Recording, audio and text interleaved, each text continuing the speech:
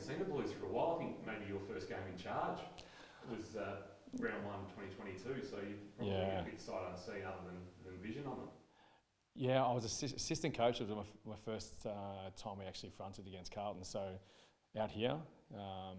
Didn't get the result we're after. So yeah, it's been a couple of years since we played them, so going back and looking at their vision over the last 2 rounds and a little bit of last year as well, we're just trying to get a head around a few of the things that they're trying to throw at different oppositions and whatnot. So yeah, it's exciting for us to play against a team who we haven't played against for a couple of years, so look forward to it. Have you had a look at their vision from last week, or have you been able to glean what they do with the footy and how they want to play?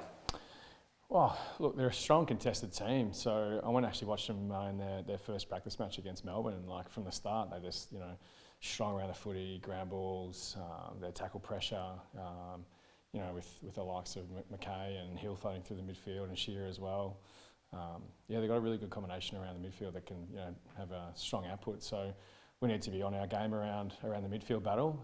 Obviously with their tall players too that go through there and forward, they're pretty formidable across midfield and forward. So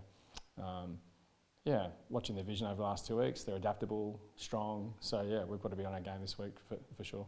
What's the emotion been like with the draw? Is it positivity, or is there a missed, or was it a case of we missed an opportunity? A little bit of both, I reckon. After the game, I kept it pretty positive to the group around, that's 2 weeks in a row against 2 strong oppositions that we've held our own and had patches of the game where we controlled the tempo and how the game was played for the majority, particularly against the Kangaroos. Pretty trying conditions, and we the ball was in our front half a good majority of the game. More inside 50s. Our contest work was pretty good for the majority. I think we led clearances for all 3 quarters by the last.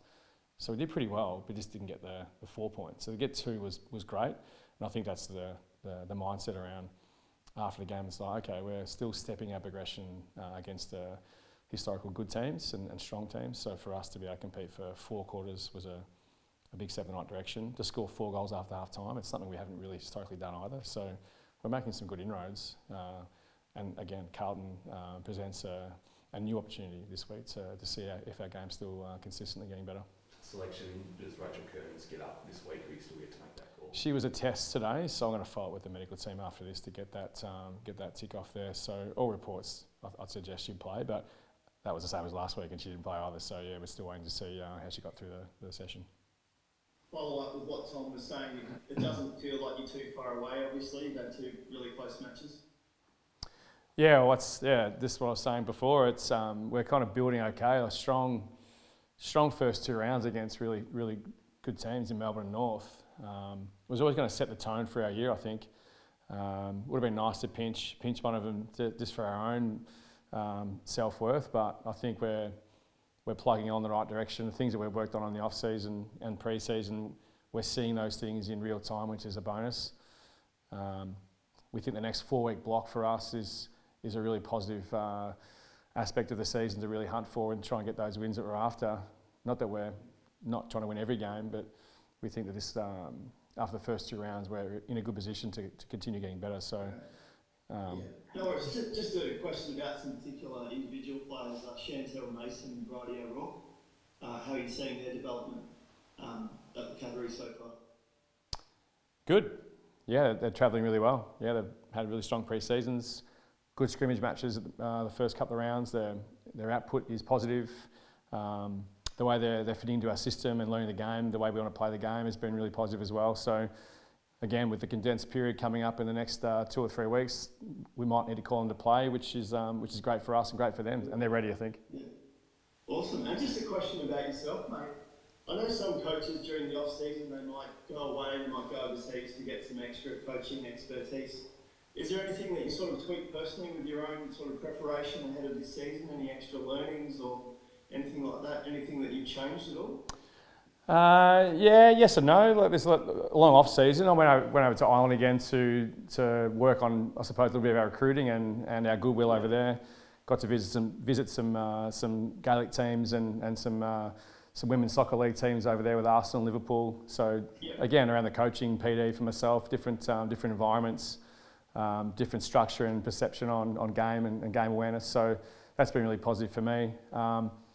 But I'll look at last year's season in depth in regards to where I think the game's going in the next 2 years, and it's already making significant gains in regards to the game being faster, more efficient. So some of those trends and analytics that we look through with our team here, I spend a lot of time on prepping for what might happen in 18 months' time. So, is that a common trip for you? Have you been doing that for a while, heading over to Ireland and going overseas? Yeah. The last couple of years it has been. Yeah, certainly for our recruiting purposes and our list management. And once you're over there, you need to make the most of the long trips. So any chance to go and learn new philosophies or different environments is something that I'm interested in. So I'm pretty keen to go back and do something similar to like that at the end of this season as well. Yeah. How long would you normally go away for? How long did you go for this particular time? I think I went away for 3 weeks. 2 of those weeks were for working, and then a bit of R&R for myself as well after a long year. Okay, Derby, obviously you talk about the condensed games. Yep. Derby's one that you look at probably managing through that, obviously 5-day break. Yeah, for sure. Yep. All avenues we're looking at in terms of who we need to manage and the position they're in is really important. She's done a great job the first 2 weeks with that kind of ruck load that she's been carrying, and Gabby Featherson's done a great job to support her, so we might have to give more time to Gabby to load that and give Darbs a bit of rest. Whether she doesn't play is a conversation we need to have. But there's others as well that we need to factor in too, some of our more experienced players. If we're winning games and we've got that choice to make, it's a good luxury to have. But if we need to make sure that we've got our best team on the park as best we can, that's a choice we'll make as well. But Shelley would be another one to fall into that. Yeah, well, Shelley's almost like being managed already, like being like the full-time worker as she is on the farm. Her load and her training is already adapted to what suits her. So she's not coming in after a full day's work on the farm, getting up at 4 a.m. and whatnot, and then training a full session here. So we've got a plan in place for her to make sure that she's able to play at the best she can, offer really prepared training week for her. So she's someone who can probably come in and just play. Yeah.